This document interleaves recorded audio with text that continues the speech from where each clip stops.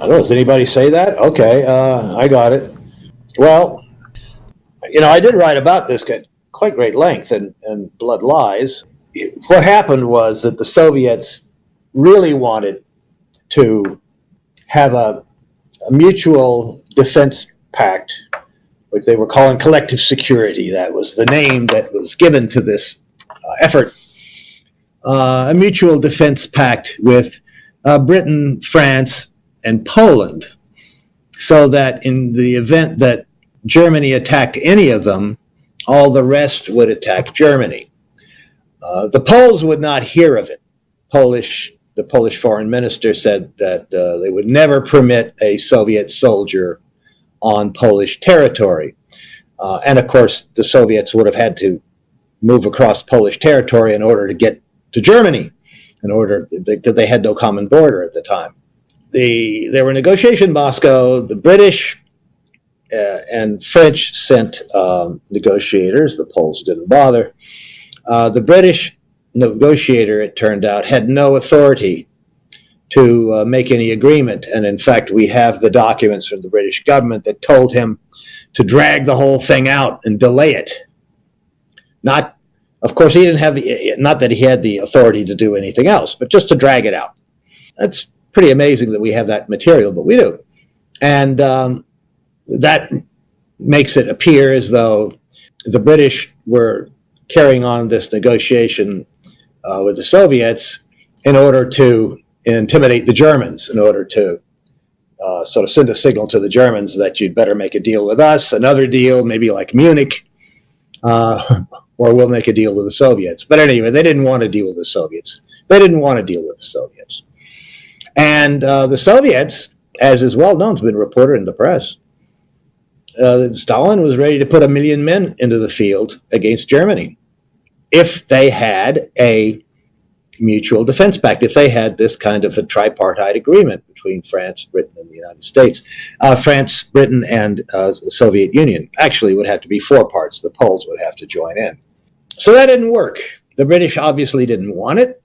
They didn't give their representative any authority to sign one. The Poles would have nothing to do with it. So the Soviets had no allies. They had no reason to think that if Germany attacked them, Britain and France, to say nothing of Poland, wouldn't join with Germany and attack them too. So the Soviets still had no allies. They signed a non-aggression pact with Germany, which was the best they could get. The non-aggression pact said that they agreed not to attack each other.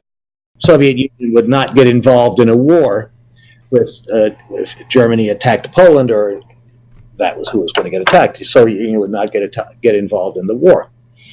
They were far-sighted enough, the Soviets, to have a technical agreement, which came along a little bit later, for exchange of technical information and also trade, and also to have a clause that gave them a sphere of influence in all of what was then Eastern Poland. In other words, the Germans could not come up to the Soviet border if they conquered the Poles. They would have to only go up to the Vistula, which is the river in which Warsaw is on the west bank of, right? So basically the middle of the country. Yeah, you're from Poland, so you know. Yeah. All right. Okay, so they could go up to roughly the Vistula. Okay, half the country would still be left in the Soviet sphere of influence, which was good because it kept the Wehrmacht, it kept the German army several hundred kilometers away from the Polish border, from the Soviet border, from the 1939 Soviet border.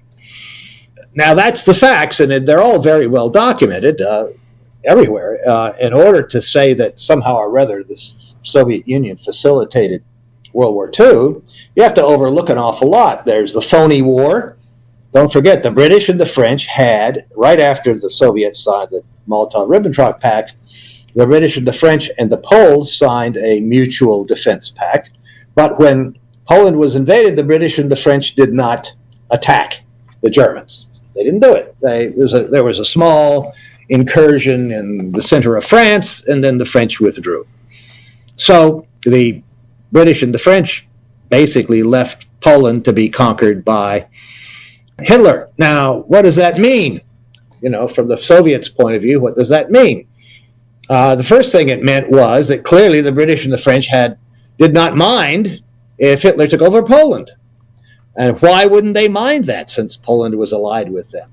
Soviets certainly interpreted that as the British and the French continuing to encourage Hitler to move to the east. They weren't going to do anything to oppose him if he moved east. That is, towards the Soviet Union. They really wanted a war with really wanted Hitler and the Soviet Union to fight it out. That's exactly what the Soviets didn't want. They didn't want to be the only country fighting against Hitler, with the danger that the British and the French might join in with Hitler. So that's the facts, but I have discovered, I guess you have too, that they're not well known. I document them thoroughly in Blood Lies, but these facts are largely obscured, particularly among people who are on the left, who listen to, the anti-communist version of things and would like to blame the Soviets for what was really the fault of the British and the French, the Allies. By the way, when the Soviets occupied eastern Poland, they were only retaking the land which Poland had taken from them in the Russo-Polish War of 1919 to 1921. By the Treaty of Riga, which the Soviet Russia signed because they were exhausted and couldn't fight anymore, the Soviets gave up western Ukraine and western Belarusia to Poland. The Polish government then proceeded to send settlers, Polish, lots of them being Polish government officials or Polish soldiers, to settle, that is to Polonize, as the word goes, these areas, because there weren't a lot of Poles in those areas. And they repressed the civil rights and religious and educational and linguistic rights of the Belarusians, Ukrainians, and Jews very severely in those areas. So when the Soviets came into eastern Poland, western Belarusia, western Ukraine, they were welcomed by the population. But the idea that somehow or other Hitler would not have attacked Poland if the Soviet Union hadn't signed the pact, the Soviet Union would not have. Soviet Union wanted to sign a pact with the British and the French, and the British and the French wouldn't do it.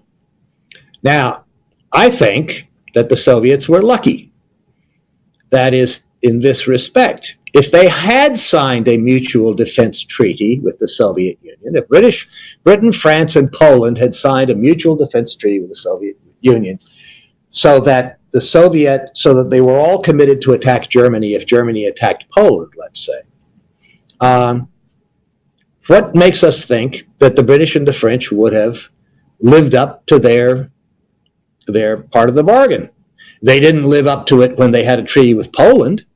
They didn't attack Germany when Poland was invaded and then conquered. Why would they have attacked Germany if the Soviet Union had gotten into the fight? So my guess is they wouldn't have done that. They would have stabbed the Soviets in the back just like they stabbed the Poles in the back, and probably a lot happier because they hated the Soviets, whereas they didn't hate the Poles in the same way. So I think that the attempt to pin World War II on the Molotov-Ribbentrop Pact pretty obviously comes from the post-1989 Ukraine and Poland. They would like to blame the Soviet Union for all of this because it's embarrassing to blame the Allies, although they do, if pushed, blame Britain and France for not doing more. The people that really should be blamed, of course, are the Polish government. If the Polish government at the time had agreed to a mutual defense treaty, then there would have been one. But as I said, in a way, they did the Soviets a favor, because my guess is the British and the French would not have lived up to that treaty, and the Soviets would have been left, along with Poland, to fight the Germans alone. There's also the chance, the possibility, that Germany and Poland would have gotten together to attack the Soviet Union. That was certainly a possibility a year earlier. Whether it was still a possibility in August 1939, Maybe not. Maybe not. Considering the joint invasion of Czech Republic. So. Well, yeah, that's right. Hungary and Poland took little pieces of the of Czechoslovakia. So, of course, that I think it was Churchill in somewhere in those volumes of the Second World War, where he calls Poland the jackal, who comes and cleans up the bits after the lion is finished. And that was his way of referring to Poland's taking over part of Silesia from Silesia. From Czechoslovakia when Germany took the Sudetenland. Yeah. So the Soviets were the only power that acted properly in the pre-war period. In fact, Litvinov, one of the Soviet negotiators at the time, I believe it was Litvinov, but I could look it up, said that, we are the only power that is acting properly in this crucial situation. So, and he was right. The Soviets were the only ones who acted properly. The rest of the powers did not. Winston Churchill, I should just say this, approved when the Soviets entered what was then Eastern Poland and moved up to the Vistula River, moved up to the line that had been decided upon by the Germans and the Soviets. As took the sphere of influence. He approved. He said, and it was quoted in the New York Times as saying, it's in the interest of the Allies as well as in the interest of the Soviets that they did this. This is good. He didn't regard that as invading Poland or anything like that. Right. I mean, but go ahead. I mean, yeah, even today in Poland, there's so much whitewashing of history where, sure.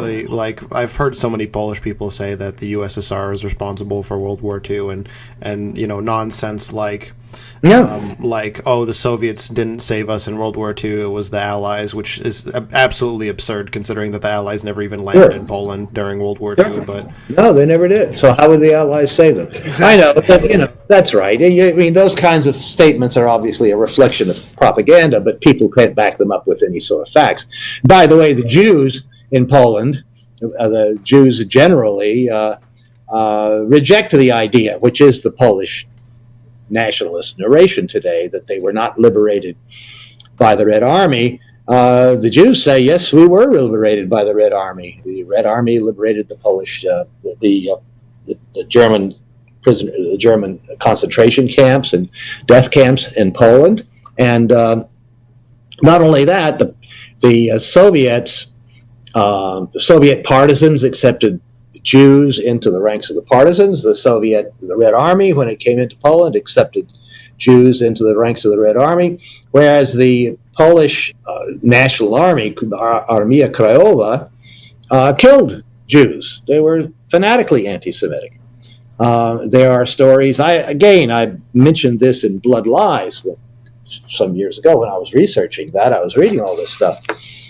There were memoirs of Poles who had escaped to the woods and then gone back to fight in the Warsaw Uprising. I'm not talking about the Warsaw Ghetto Uprising. That was 43, but the Warsaw Uprising, September 44, to fight alongside the Armia Krajowa, the Polish nationalists, and were getting shot in the back because they were Jewish, because the Polish nationalists, supported by the government in exile in London, were so fanatically anti-Semitic. And a number of Jews who fought side by side with the Poles in the Warsaw Uprising did so only because they changed their names. They had Polish-sounding names. They didn't use their Jewish names. And I quote at least one of them in there as saying, well, at least when we joined the Red Army, we could use our real names, our Jewish names, instead of... They had to use Polish-sounding names if they were going to fight beside the Armia Krajowa, because the Home Army was so vehemently anti-Semitic.